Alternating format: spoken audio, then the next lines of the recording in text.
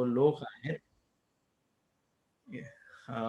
ते त्या ठिकाणी त्यांनी मंडळीमध्ये म्हणा किंवा इतर सर्व ज्या गोष्टी आहेत त्यांच्यामध्ये पवित्र शास्त्राला बाजूला ठेवून जे सत्य आहे त्या सत्य गोष्टीला बाजूला ठेवून मनमानी चालवली होती, की जेणेकरून त्या गोष्टीचा फायदा हा व्यक्तिगतरित्या त्यांना होईल, की जेणेकरून त्यांच्या गोष्टी ह्या व्यवस्थित चालल्या जातील आणि त्याचा परिणाम आपण पाहतो, की जे पवित्र शास्त्रामध्ये मूलभूत सत्य एका ख्रिस्ती विश्वासणाऱ्यासाठी फार महत्वाची आहेत, ती बाजूला ठेवली जात होती आणि जी मनुष्य केंद्रित किंवा मनुष्याच्या कल्पित बुद्धीतून बाहेर निघालेल्या ज्या गोष्टी आहेत, त्याकडे त्या ठिकाणी लक्ष वळवण्यात आलं होतं. म्हणजे थोडक्यात पाहायला झालं तर जी पवित्र शास्त्र केंद्रित सुवार्ता आहे, तिच्यापासून मनुष्य हा दुरावला गेला होता.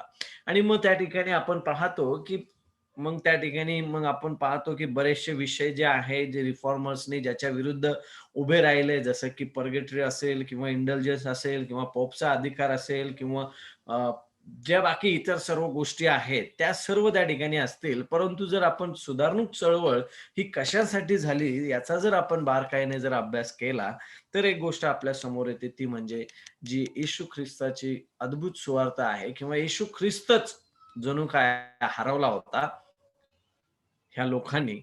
त्याला पुन्हा एक वार मंडळीसमोर मांडण्याचा एक सुधारणूक जे वादी किंवा सुधारणूक चळवळीचे जे लोक होते, पुढारी होते, त्यांनी त्या ठिकाणी तो प्रयत्न केलेला आहे. ज्यामध्ये आपण पाहतो, की येशू ख्रिस्ताच्या वधस्तंभावरील मृत्यू, आमची क्षमा, जीवन आणि तारणाचा एकमेव स्रोत हा येशू ख्रिस्त आहे. हे मंडळीसमोर मांडण्यात आलं. आणि जसं की आपण पाहिलं, की केवळ विश्वास, केवळ वचन, केवळ अ, कृपा या सर्व गोष्टी आपण आत्तापर्यंत बघितलेल्या आहे आणि आज जो विषय आपण बघणार आहोत, तो आहे केवळ ख्रिस्त. मार्टिन लुथर असं म्हणतात, की ख्रिस्तच आमचे ईश्वर विज्ञान आहे. म्हणजेच दुसऱ्या शब्दात सांगायचे झाले, तर केवळ ख्रिस्तच आमचे तारण आहे. केवळ ख्रिस्तच आमचा तारणारा आहे. केवळ ख्रिस्ताच्या द्वारेच तारण आहे.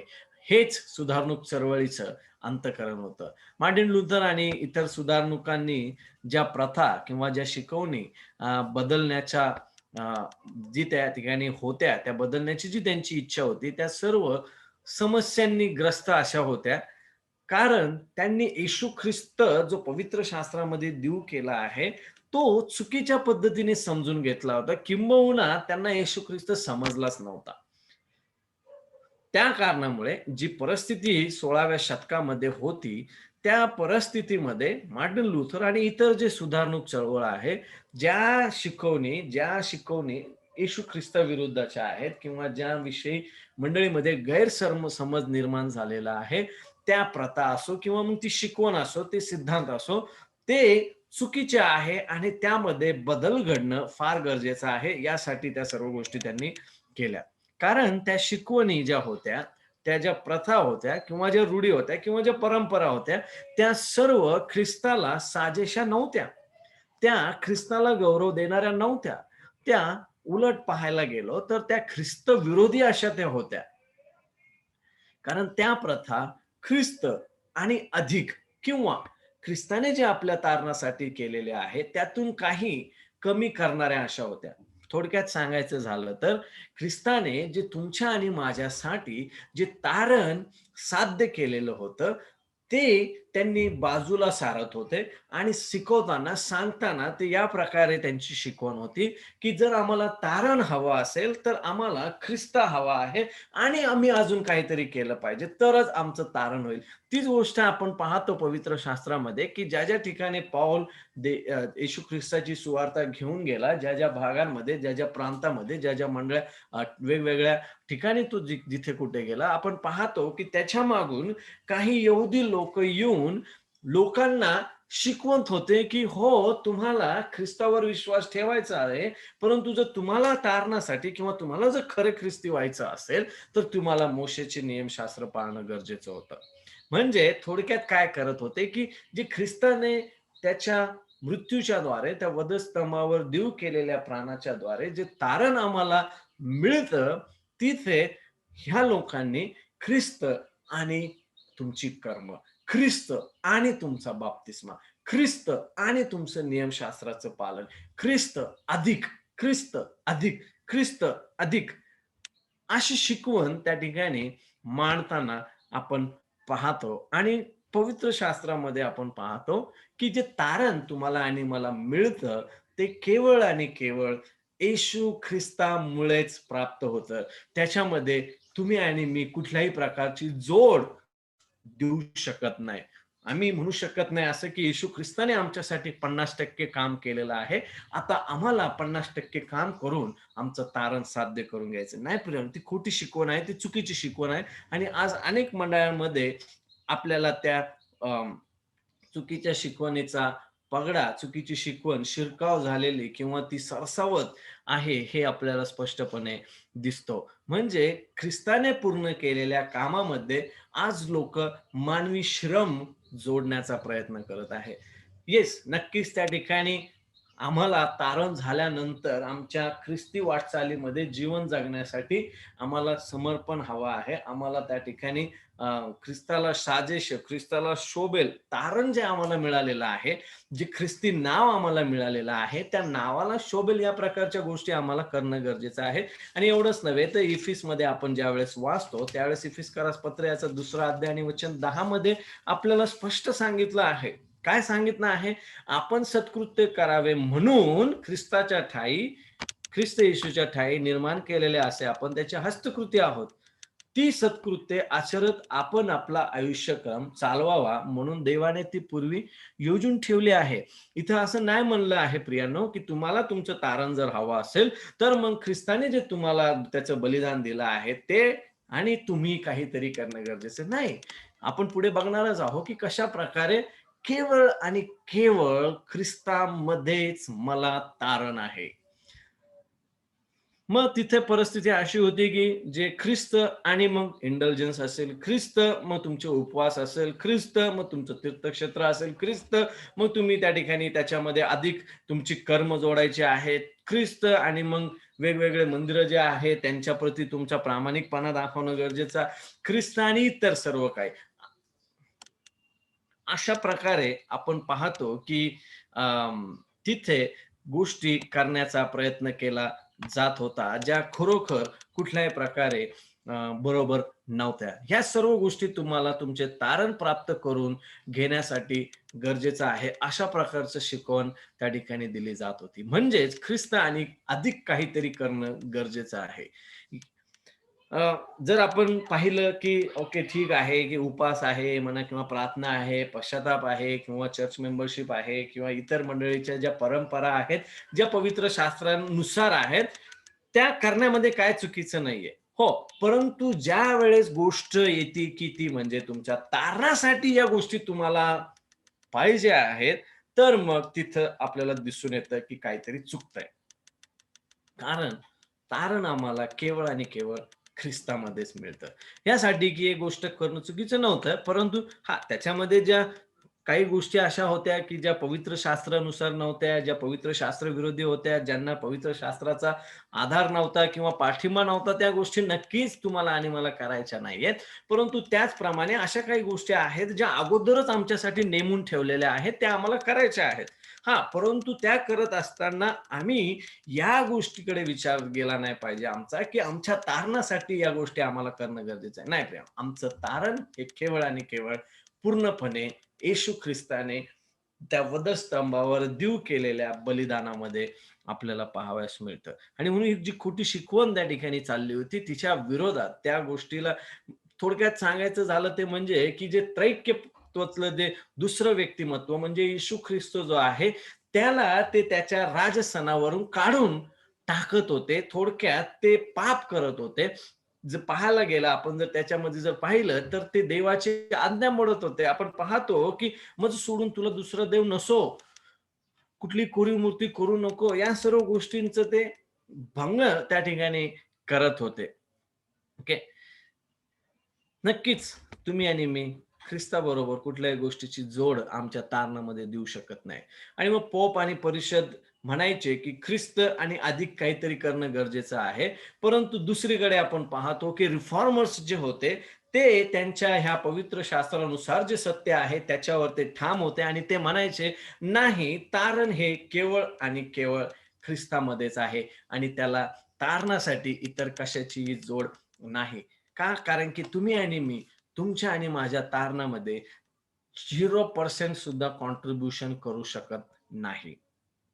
आणि आजही अनेक मंडळ्या आहेत, ज्या त्या 16व्या शतकामध्ये किंवा त्याच्या आधीपासून आपण पाहतो, की ज्या ठिकाणी देवाचं देवपणाच्या विरुद्ध करणाऱ्या ज्या गोष्टी आहेत, त्यांच्यामध्ये गुंतलेले होते आणि आजही अनेक मंडळ्या आहेत, ज्या आज आपण पाहतो, की बाप्तिस्मा असो, चर्च मेंबरशिप असो किंवा मग उपवास असो किंवा इतर काही ज्या गोष्टी आहेत, त्या तुम्ही त्या ठिकाणी तारणासाठी जोडतात. हे रिसेंटलीच मी एका खोटा जो पंथ मदर जेरुसलेम, माता येरुशलेम हा जो खोटा पंथ आहे, त्यातील एका व्यक्तीला भेटलो आणि त्या ठिकाणी त्या व्यक्तीशी बोलत असताना अ, बऱ्याचशा गोष्टी अशा होत्या ज्या पवित्र शास्त्राला धरून नव्हत्या. अ, आणि तिथे आपण पाहतो, की मी त्या ठिकाणी त्या व्यक्तीला प्रश्न विचारला, की तारणाविषयी आणि त्या व्यक्ती म्हणाला, "नाही, आमचं तारण अजून झालेलं नाही. आम्ही ते साध्य करून घेत आहोत. ह्या सर्व गोष्टी केल्याच्या द्वारे आम्हाला ते प्राप्त होईल." मग ज्याच्यामध्ये ते बरेचसे शास्त्र उतारे जे आउट ऑफ कॉन्टेक्स्ट आहेत, ज्यांना खरोखरच त्या ठिकाणी ते बघत नाहीये, की तो शास्त्र उतारा कशाविषयी शिकवतो, कशाविषयी नाही शिकवत. तर सगळा गोंधळ त्या ठिकाणी त्यांचा आहे आणि तिथून ते कर्माच्या द्वारे काहीतरी आम्ही करू, की जेणेकरून आम्हाला तारण प्राप्त होईल. परंतु पवित्र शास्त्राची जी शिकवण आहे, त्यानुसार ज्यावेळेस आम्ही पाहतो, त्यावेळेस आमचं तारण हे केवळ आणि केवळ येशू ख्रिस्तामध्येच आहे. आणि फारच महत्वाचा हा विषय आहे. आणि हा एक लॅटिन शब्द आहे, केवळ ख्रिस्त जो आहे तो म्हणजे सोलस ख्रिस्टस हे ह्या लॅटिन शब्दाचं मराठी भाषांतर आहे. केवळ ख्रिस्त, क्राइस्ट अलोन आणि रिफॉर्मेशनच्या आधारस्तंभातील हे एक ध्येय केवळ वाक्य आहे. ओके. आणि हा जो केवळ ध्येय वाक्य आहे, तो इतर सर्व जे केवळ ध्येय वाक्य आहे त्यांच्याशी फारच संबंधित आहे, जोडलेला आहे. का? मी आपण पाहूया. आम्ही कृपेने वाचलो आहोत, परंतु पित्याकडून मिळालेली ही कृपा येशू ख्रिस्ताद्वारे आपल्याकडे येते. आणि मग योहान 1:17 मध्ये आपण पाहतो, की नियमशास्त्र मोशेच्या द्वारे देण्यात आले होते. कृपा व सत्य येशू ख्रिस्ताद्वारे प्राप्त झाले. तसेच प्रेषितांची कृत्ये याचा 15 अध्याय आणि वचन 11 आपल्याला सांगतं, की तर मग त्यांच्याप्रमाणे आपलेही तारण प्रभू येशू ख्रिस्ताच्या कृपेने होईल असा आपला विश्वास आहे. रोम 5:21 अशासाठी, की जसे पापाने मरणाच्या योग्य राज्य केले, तसे कृपेने नीतिमत्वाच्या योग्य.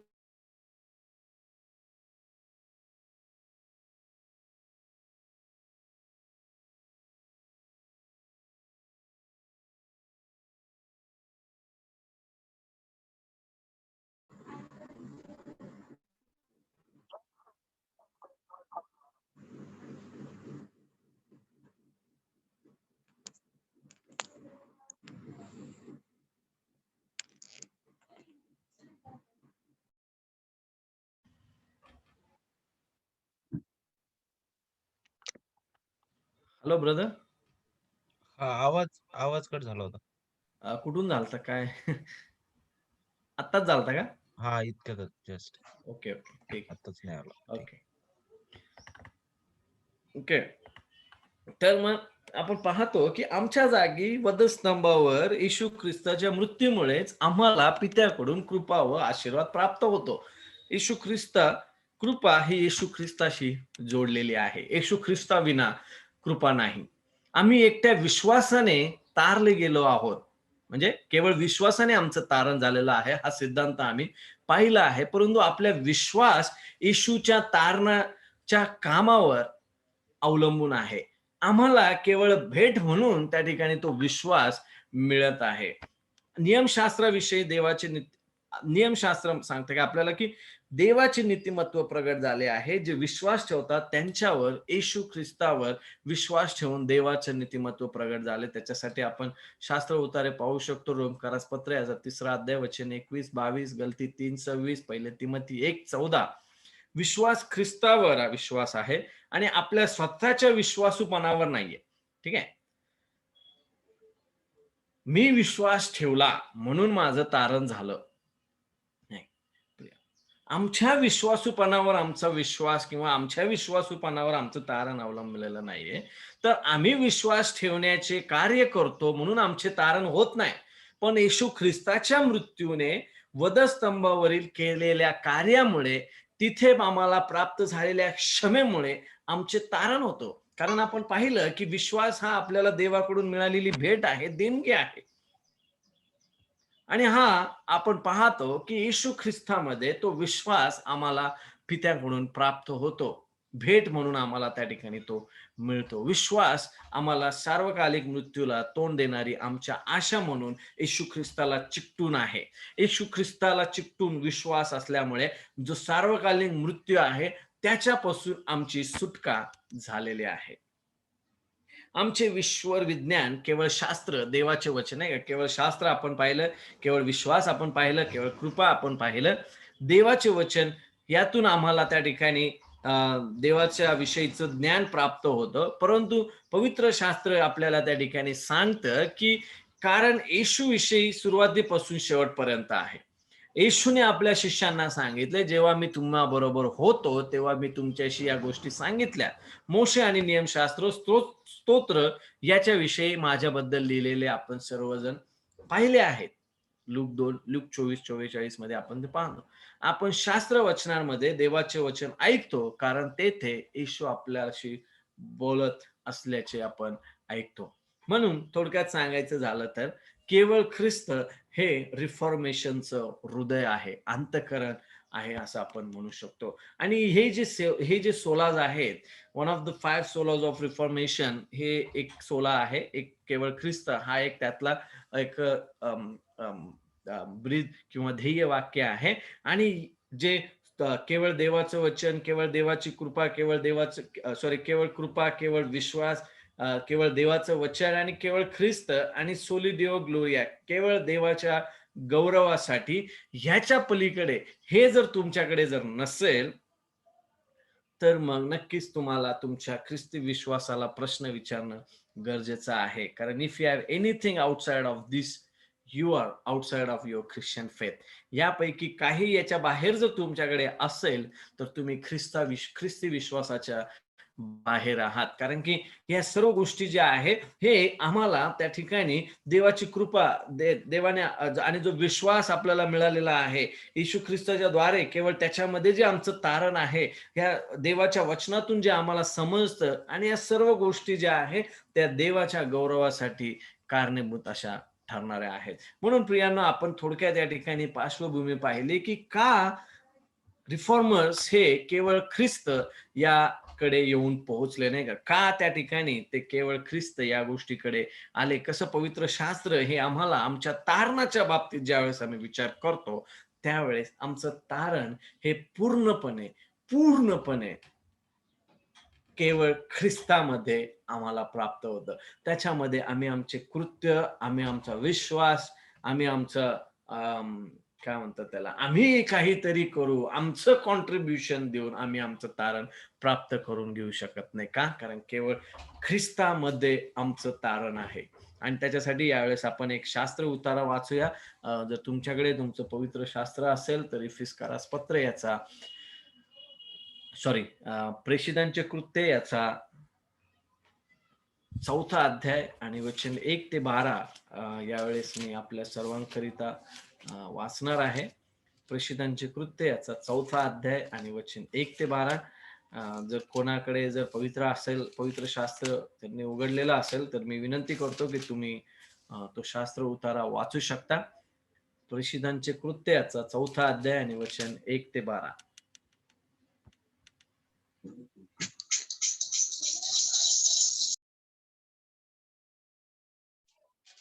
ते लोक ते लोकांबरोबर बोलत असता त्यांच्यावर याजक, मंदिराचा सरदार व सदुकी हे चालून आले, कारण ते लोकांना शिक्षण देऊन येशूच्या द्वारे मेलेल्यांतून पुन्हा उठणे आहे असे उघडपणे सांगत होते. याचा त्यांना संताप आला. तेव्हा त्यांनी त्यांना अटक केली व संध्याकाळ झाली होती म्हणून सकाळपर्यंत त्यांना चौकीत ठेवले.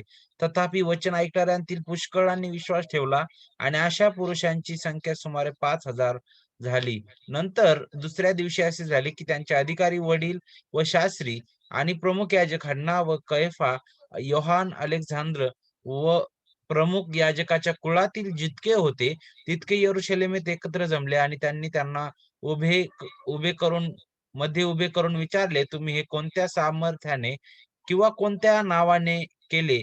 तेव्हा पेत्र पवित्र आत्म्याने पूर्ण होऊन त्यांना म्हणाला, अहो लोकाधिकाऱ्यांनो व वडीलजनांनो, एका दुर्बल मनुष्यावर कसा उपकार झाला, म्हणजे तो कशाने बरा झाला, याविषयी आमची आज चौकशी व्हायची असेल, तर तुम्हा सर्वांना व सर्व इस्रायल लोकांना हे कळावे, की ज्याला तुम्ही वधस्तंभावर खिळून मारले, ज्याला देवाने मेलेल्यातून उठवले, त्या नासुरी येशू ख्रिस्ताच्या नावाने हा मनुष्य बरा होऊन तुमच्या पुढे उभा राहिला आहे. तुम्ही बांधकाम करणाऱ्यांनी तुच्छ मानलेला जो दगड कोनशिला झाला, तो हाच आहे. वचन 12 आणि तारण दुसऱ्या कोणाकडून नाही, कारण जेणेकरून आपले तारण होईल असे दुसरे कोणतेही नाव आकाशाखाली मनुष्यामध्ये दिलेले नाही.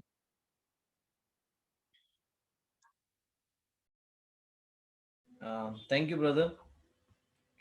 ओके. हा शास्त्र उतारा आपण सर्वांनी, मला आशा आहे की नक्कीच आपल्या आत्तापर्यंतच्या ख्रिस्ती वाटचालीमध्ये वाचलेला असेल आणि आपल्याला ठाऊक आहे की या ठिकाणी नुकतंच म्हणजे येशू ख्रिस्ताचं स्वर्गारोहण झालेलं आहे आणि शिष्य त्या ठिकाणी एकत्र जमलेले आहेत. त्यांच्यावर आपण पाहतो की पवित्र आत्मा त्यांना देण्यात आलेला आहे. येशू ख्रिस्ताची सुवार्ता त्या ठिकाणी ते गाजवत आहे आणि मग आपण पाहतो की कशा प्रकारे अद्भुतरित्या लोकांचं तारण झालेलं आहे आणि ज्यांचं तारण झालेलं आहे ते सर्व त्या ठिकाणी प्रेषितांच्या शिक्षणात आणि सहवासात आणि भाकर मोडण्यात आणि प्रार्थना करण्यात तत्पर होते. ते एकत्रित येऊन त्या ठिकाणी या सर्व गोष्टी करताना आपण त्या ठिकाणी पाहतो आणि मग पेत्राचं भाषण आहे शलमोनाच्या देवडीवरील आणि मग पुढे आपण पाहतो की वचन 4:1 मध्ये की त्या लोकांबरोबर असता याजक, मंदिराचा सरदार व सदुकी हे चालून आले. कारण ते लोकांना शिक्षण देऊन येशूच्या द्वारे मेलेल्यातून पुन्हा उठणे आहे प्रसिद्धपणे सांगत होते. त्याचा त्यांना संताप आलेला आहे. ओके. आणि आपण पाहतो की छळ या ठिकाणी सुरुवात झालेली आहे छळाला, नाही का? आणि त्याचं पहिलं गोष्ट या ठिकाणी आपण पाहतो की जी सुवार्ता, जे तारण जे केवळ येशू ख्रिस्तामध्ये आहे, त्याची घोषणा प्रेषित करत आहे आणि ती करत असल्या कारणामुळे मंदिराचा या सरदार, याजक, सदुकी आणि हे सर्व लोक जे आहेत ते त्या ठिकाणी आलेले आहे आणि त्यांना त्या गोष्टीचा संताप झालेला आहे.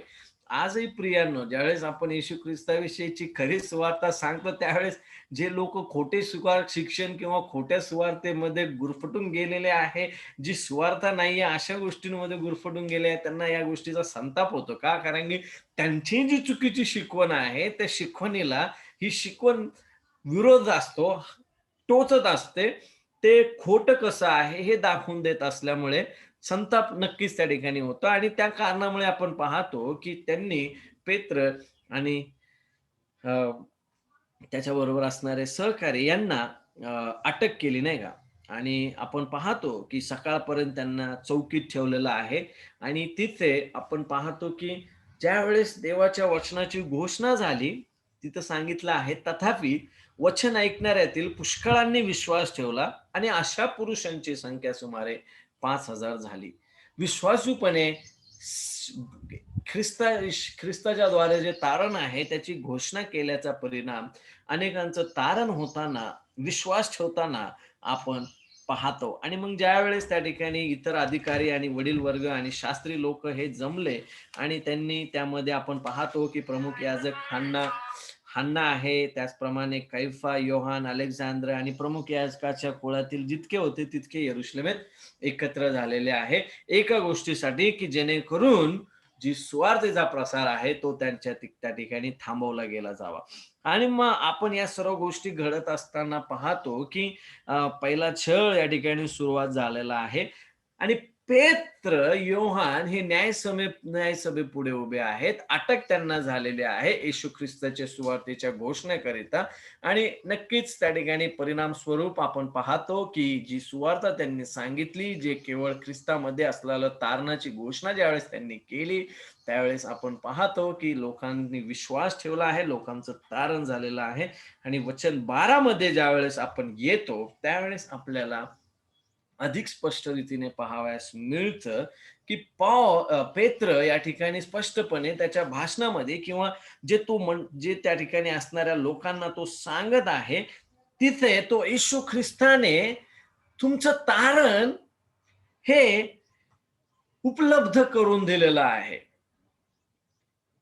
तो सांगत आहे, की तुम्ही वधस्तंभावर खिळून ज्याला मारले, त्याला देवाने मेलेल्यातून उठवले आणि त्या नासुरी येशू ख्रिस्ताच्या नावाने हा मनुष्य बरा होऊन तुमच्या पुढे उभा राहिला आहे. आणि वचन 12 मध्ये ज्यावेळेस आपण येतो, त्यावेळेस अधिक स्पष्ट करतो आणि म्हणतो, तारण, ठीक आहे?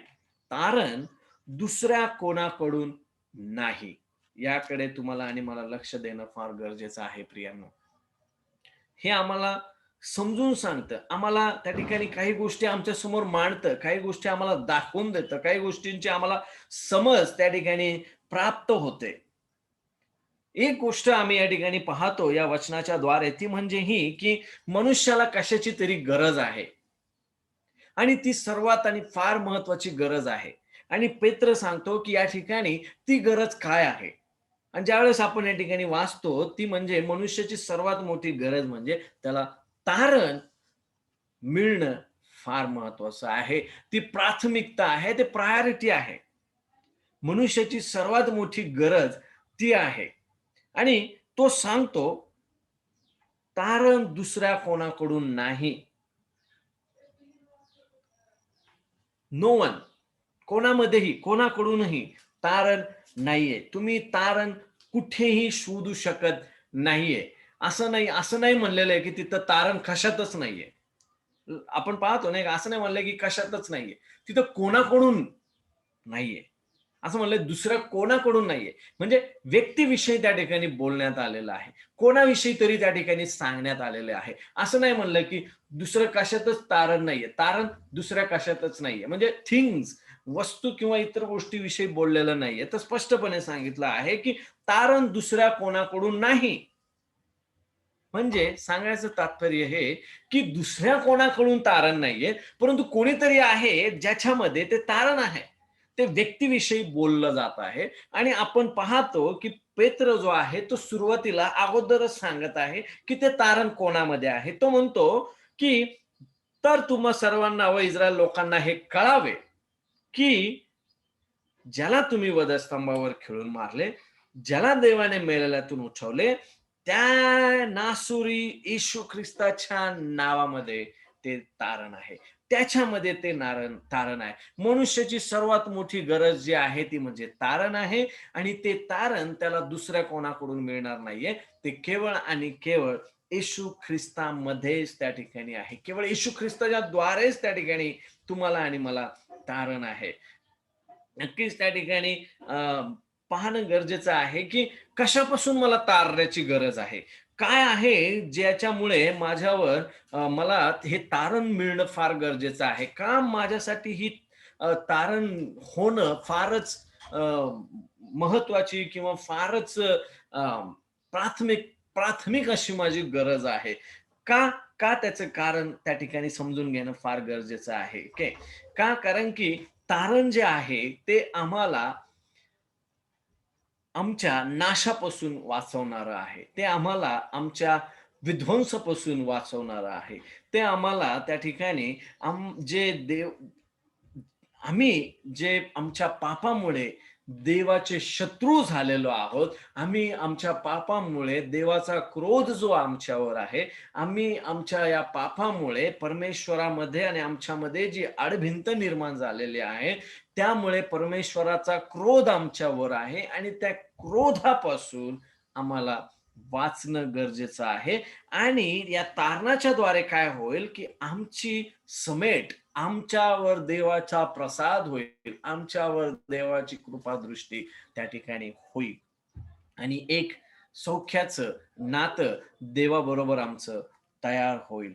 म्हणून मनुष्याची सर्वात मोठी गरज जी आहे ती तारण आहे आणि दुसऱ्या कोणाकडून नाही, केवळ आणि केवळ येशू ख्रिस्तामध्ये आहे. आणि आम्हाला कोणापासून वाचणं आहे? स्वतः देवापासूनच आम्हाला वाचायचं आहे. कोणाचा क्रोध आमच्यावर आहे? देवाचा क्रोध आमच्यावर आहे. कोणाचा कोण आमच्यावर रागावलेला आहे? कोणापासून आम्हाला वाचायचं आहे? आणि पवित्र शास्त्रामध्ये आपण पाहतो, की प्रत्येक जर आपण या ठिकाणी काही वचनं वाचूया. जर तुमच्याकडे तुमचं पवित्र शास्त्र असेल, तर यावेळेस तुम्ही माझ्याबरोबर वाचू शकता, की अ, प स्तोत्रसंहिता याचा 5वा अध्याय आणि वचन 5 बघा.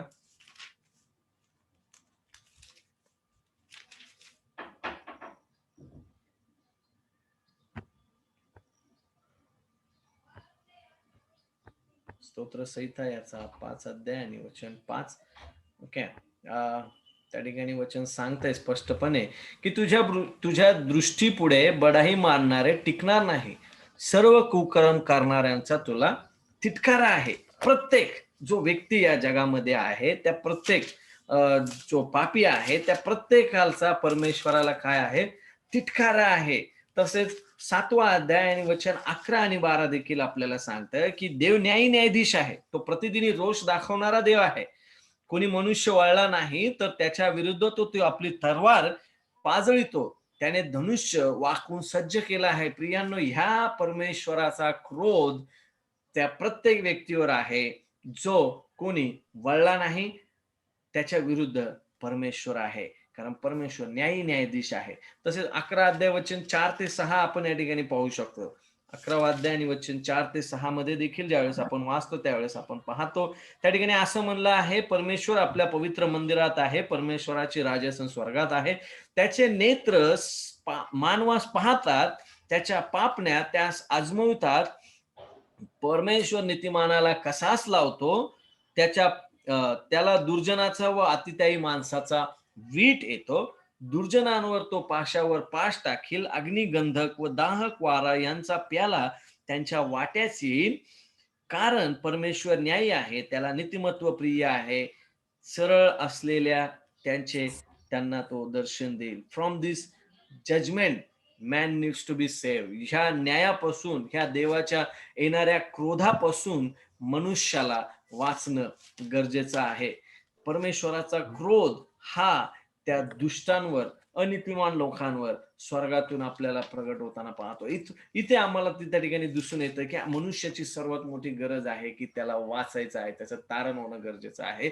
आणि पेत्र या ठिकाणी सुवार्ता सांगत असताना तो सांगतो, तारण दुसऱ्या कोणाकडून नाही. म्हणजे तो सांगत आहे, इथे तारण आहे. ओके. तारण त्या ठिकाणी तुमच्यासाठी accomplished and made available for you. Okay. तारण सिद्ध केलेलं आहे. तारणाची जी उपलब्धता आहे ती आहे. आणि त्याचप्रमाणे ते कोणामध्ये आहे हे देखील पेत्र या ठिकाणी स्पष्टपणे सांगत आहे. तो स्पष्टपणे सांगत आहे, की तारण दुसऱ्या कोणाकडून नाही, केवळ आणि केवळ ख्रिस्तामध्ये आहे. केवळ आणि केवळ ख्रिस्तामध्ये आहे. तो असं म्हणत नाहीये दुसऱ्या कोणाकडून नाहीये. याचा अर्थ काय होतो? It's exclusive. It's it's exclusive आहे. त्याच्यामध्ये कोणाची संगत किंवा जोड नाहीये, की जेणेकरून आपले तारण होईल. असं दुसरं काहीच नाहीये, की ज्याच्याकडे जाऊन तुम्ही तुमचं तारण साध्य करून घेऊ शकाल. नाही. It is important for us to where we must find the salvation. आपल्याला समजून घेणं गरजेचं आहे, की मला माझी सर्वात मोठी गरज आहे ती म्हणजे तारण. कारण मी मनुष्य आहे, पापी आहे. या जगामध्ये जन्माला आलो तेव्हाचाच मी पापी आहे आणि तेव्हापासूनच देवाचा क्रोध मजवर आहे. तेव्हापासूनच देव माझ्यावर चिडलेला आहे, रागावलेला आहे. का? कारण परमेश्वर हा पवित्र आहे. पापाला तो सहन करत नाही. म्हणून माझ्यासाठी हे महत्वाचं आहे, की जे तारण आहे ते मला शोधणं, ते कुठं आहे मला शोधणं, समजून घेणं गरजेचं आहे. आणि आपण या ठिकाणी पाहतो, की पेत्र आपल्याला त्याचा मार्ग सांगत आहे.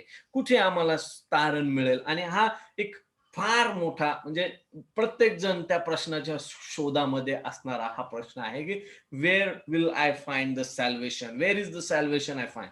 कुठे मला तारण त्या ठिकाणी मिळेल, हा क्वेश्चन ऑफ एजेस आपण असं त्याला म्हणू शकतो, नाही का? आणि आणि आणि प्रेषितांचे कृत्य याचा 4था अध्याय आणि वचन 12 आपल्याला स्पष्ट सांगते की इन नो वन एल्स, दुसऱ्या कोणामध्ये नाही, दुसऱ्या कोणाकडूनही तुमचं तारण होणार नाही.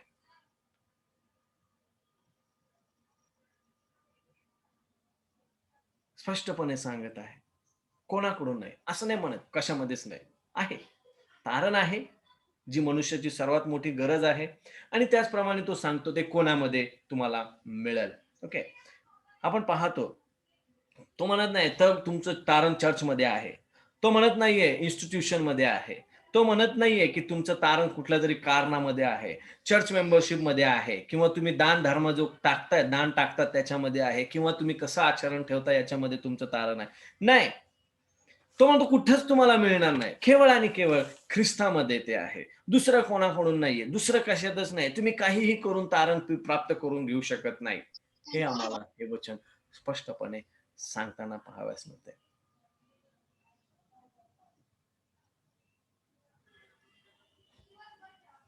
आणि आम्हाला तारण कुठे मिळेल ते म्हणजे केवळ आणि केवळ येशू ख्रिस्तामध्ये. ज्याला त्या ठिकाणी पेत्र म्हणतो, की ज्याला तुम्ही वधस्तंभावर खिळून मारले, ज्याला देवाने मेलेल्यातून उठवले, त्या येशू ख्रिस्तामध्ये तारण आहे. There is no saving grace without Christ.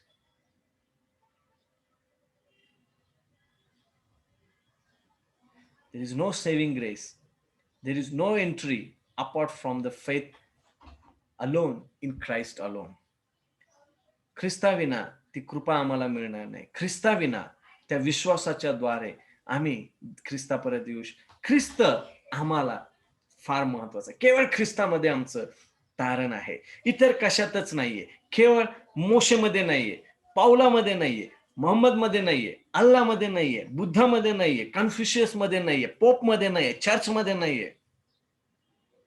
Where we can find the salvation, it is in Christ alone. केवळ आणि केवळ ख्रिस्तामध्येच आम्ही आमचं तारण प्राप्त करून घेऊ शकतो. केवळ ख्रिस्तामध्ये. कारण तारण दुसऱ्या कोणाकडून नाहीये प्रियांनो. माझ्या कर्माच्या द्वारे मी तारण मिळवू शकत नाही. मी काहीतरी करून माझं तारण मिळवू शकत नाही. मी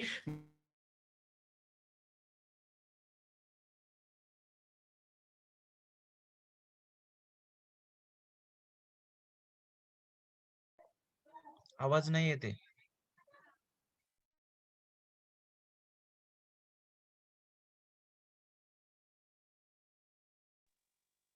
हॅलो. आवाज परत बंद झाला पाळसे.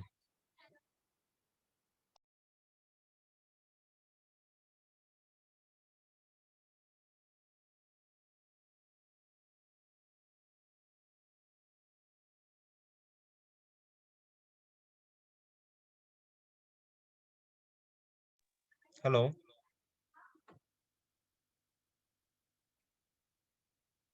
ओके, नेटवर्कचा प्रॉब्लेम आलेला दिसतोय तिथं.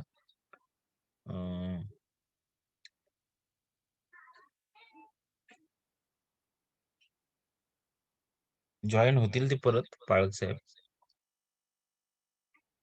आपण वाट पाहूया. येतोय बहुतेक. हम्म. ओके. ओके. तर स्पष्टपणे आपण पाहतो की केवळ आणि केवळ ख्रिस्तामध्येच आमचं तारण आहे. कुठेही नाहीये, कशातही नाहीये.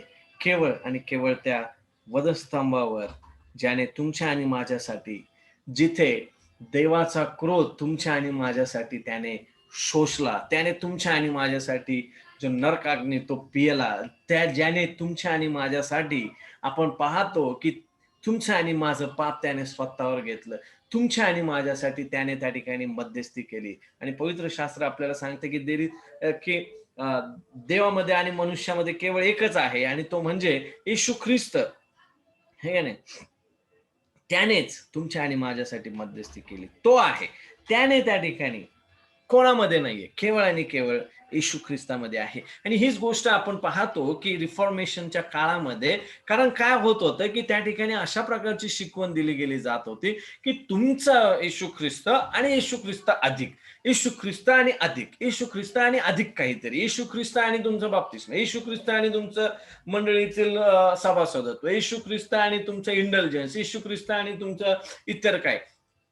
आजही अनेक लोक याच प्रकारच्या गोष्टींच्या द्वारे स्वतः तारण प्राप्त करण्याची इच्छा घेऊन पुढे चालत आहे. परंतु या ठिकाणी आपण पाहतो की पवित्र शास्त्र स्पष्टपणे सांगतं, कोणाकडूनही नाही, कोणाकडून म्हणजे कोणाकडूनच नाही, केवळ आणि केवळ एकच नाव आपण वाचतो त्या ठिकाणी म्हणलं नाही का, काय 12 वचनामध्ये म्हणलं, कारण जेणेकरून आपले तारण होईल असे दुसरे कोणतेही नाव आकाशाखाली मनुष्यामध्ये दिलेलं नाहीये. म्हणजे आहे कोणतरी आम्हाला तारण देणार आहे. आमची सर्वात मोठी गरज तारण आहे आणि ते आमच्यासाठी आहे आणि ते कोणामध्ये आहे हे देखील पेत्र या ठिकाणी स्पष्टपणे सांगत आहे. काय म्हणत आहे की सर्व इस्रायल लोकांना कळावे आणि तुम्हा सर्वांना कळावे, ज्याला तुम्ही वधस्तंभावर खिळून मारले, ज्याला देवाने मेलेल्यातून उठवले, त्या नासुरी येशू ख्रिस्ताच्या नावामध्ये तारण आहे. तेच नाव आकाशाखाली मनुष्यामध्ये दिलेले आहे. तेच नाव आकाशामध्ये आणि आकाशाखाली मनुष्यामध्ये दिलेलं आपल्याला पाहावयास मिळतं, नाही का. तसेच पहिले तिमोथी याचा 2 अध्याय आणि 5 वचन सांगते की कारण एकच देव आहे आणि एकच आणि देव मानव ह्यांच्यामध्ये ख्रिस्त येशू हा मनुष्य एकच मध्यस्थ आहे. परत वाचतो मी, कारण एकच देव आहे आणि देव व मानव ह्यामध्ये ख्रिस्त येशू हा मनुष्य एकच मध्यस्थ आहे. तो तुमच्या आणि माझ्यासाठी मध्यस्थ असं म्हणला. तुमचे आणि माझे पाप त्याने स्वतःवर घेतले. तुमच्या आणि माझ्यासाठी त्याने देवाचा क्रोध स्वतःवर घेतला. तुमच्या आणि माझ्यासाठी तो ते भयानकतेचं, क्रूरतेचं मरण सोसलं त्याने, ते घेतलं, की जेणेकरून तुम्हाला आणि मला 2 कोरिंथ्याचा 5 अध्याय आणि वचन 21 मध्ये आपण वाचतो की त्या ठिकाणी स्पष्टपणे सांगितलेलं आहे, म्हणून देव आम्हाकडून विनवत असल्यासारखे आम्ही ख्रिस्ताच्या वतीने वकिली करतो की देवाबरोबर समेट केलेले असे तुम्ही व्हा, अशी आम्ही ख्रिस्ताच्या वतीने ते विनंती करतो. कारण ज्याला पाप ठाऊक नव्हते, म्हणजे ख्रिस्ताला ज्याला पाप ठाऊक नव्हते, त्याला त्याने तुमच्या आमच्याकरिता पाप असे केले, यासाठी की आपण त्याच्या ठायी देवाचे नीतिमत्व असे व्हावे. ते तारण त्याने तुमच्या आणि माझ्यासाठी सिद्ध केलेलं आहे. ते तारण दुसऱ्या कशामध्ये नाही. तोच आहे. He is the only son, only saviour of the world and any only door to eternal life, only good shepherd to his sheep. तोच आहे जो एक पुत्र आहे. तोच आहे जगाचा तारणारा. तो एकच द्वार आहे ज्यातून आम्ही सार्वकालिक जीवनात जाऊ शकतो. तो एकच उत्तम मेंढपाळ आहे त्याच्या मेंढरांसाठी. आणि योहान 14:6 आपल्याला सांगते की I am the way, the truth and the life, आणि there is no other name. दुसरं कोणतंही नाव आकाशाखाली मनुष्यामध्ये दिलेलं नाहीये की जेणेकरून तुमचे तारण होईल. पेत्र पुन्हा सांगतो, तारण कोणा दुसऱ्याकडून नाहीये, केवळ ख्रिस्तामध्ये आहे. दुसरं कोणाकडून नाहीये. कोणी ते नाव दिलं? देवाने ते देऊ केलं. देवाने त्याचा पुत्र दिला. रोमकरास पत्र याचा 5 अध्याय आणि वचन 12 मध्ये आपण पाहतो की एका माणसाच्या द्वारे पाप जगात शिरले आणि पापाच्या द्वारे मरण शिरले आणि सर्वांनी पाप केल्यामुळे सर्व मनुष्यामध्ये पाप पसरले.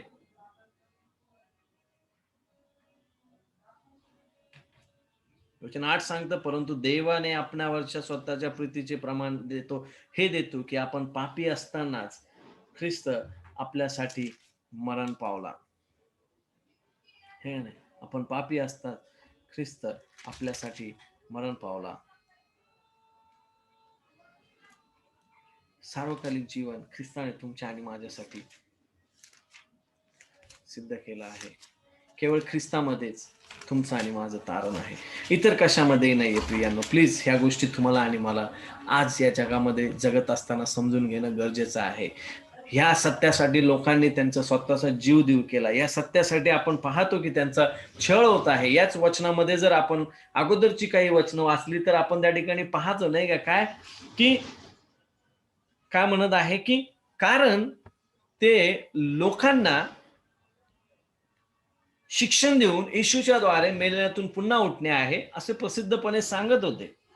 वचन 10 मध्ये तो म्हणतो, "तुम्ही वधस्तंभावर खिळून मारले आणि देवाने त्याला मेलेल्यातून उठवले. त्याने देव केलेलं बलिदान हे देवाने स्वीकारलं आहे. त्याने देव केलेलं बलिदान हे आम्ही पाहतो, की देवाने स्वीकारलं आणि त्याला मेलेल्यातून उठवलं आहे. म्हणूनच तारण दुसऱ्या कोणाकडून नाहीये, कारण जेणेकरून आपले तारण होईल, असे दुसरे कोणतेही नाव आकाशाखाली दिलेले नाहीये, की जिथे तुमचं तारण होईल. आमच्या तारणासाठी केवळ आणि केवळ एकच मार्ग आहे. I am the way and truth and the life. केवळ येशू ख्रिस्त आहे, ज्याच्यामध्ये आम्हाला तारण आहे. दुसऱ्या कशामध्येच नाहीये. हां, बाकीच्या गोष्टी मग आपण पाहतो, की या सर्व गोष्टी ज्या आम्हाला ख्रिस्ताने करायला सांगितल्या आहे, हा त्या ठिकाणी आमचा त्याच्याप्रती असणारा आज्ञाधारकपणा आहे. आमचं जे आज्ञाशील आहे, ते त्या गोष्टी आहे. परंतु नक्कीच प्रियानो, हे लक्षात घेणं गरजेचं आहे, की माझं तारण कमावण्यासाठी मला ख्रिस्ताने देऊ केलेल्या बलिदानामध्ये किंवा ख्रिस्ताने साध्य केलेल्या गोष्टींमध्ये माझी भर सोडता येणार नाही. पवित्र शास्त्र स्पष्ट सांगतं. का? कारण दुसऱ्या कोणाकडूनही नाही. माझ्या कर्मात नाहीये, माझ्या उपास ठेवण्यात नाहीये, माझ्या कशाच्याच कोणत्याच गोष्टीच्या द्वारे ते मी प्राप्त करून घेऊ शकत नाही. त्याच्यासाठी एकच मार्ग दिला आहे आणि तो म्हणजे केवळ आणि केवळ येशू ख्रिस्त. परमेश्वर तुम्हाला आणि मला सहाय्य करो, की आजही जर समजा आम्ही अद्यापही ख्रिस्ताविना असेल, आजही आम्ही जर त्या ठिकाणी चुकीच्या शिकवणीमध्ये असेल, तर प्रियानं पश्चाताप करूया आणि त्या परमेश्वराला मागूया, की आमचे नेत्र या सत्याप्रती उघड. आम्हाला समजू दे, आम्हाला त्या ज्ञानाप्रत घेऊन जा आणि जो केवळ येशू ख्रिस्त हा तारणाचा मार्ग आहे, जो केवळ येशू ख्रिस्त आहे, ज्याच्यामध्ये आमचं तारण आहे, त्यावर विश्वास ठेवण्यास तू आम्हाला सहाय्य आणि मदत कर. देवबाप तुम्हाला आणि मला या सत्याच्या द्वारे सहाय्य आणि मदत करो, की जो केवळ ख्रिस्त हा सिद्धांत आहे, तो समजून त्यावर विश्वास ठेवून आम्ही एक ख्रिस्ती जीवन जगावं, केवळ आणि केवळ ख्रिस्ताच्या गौरवासाठी. परमेश्वराला सर्व धन्यवाद आणि स्तुती असो. पुढची वेळ मी ब्रदर संदेश यांना देऊ करतो.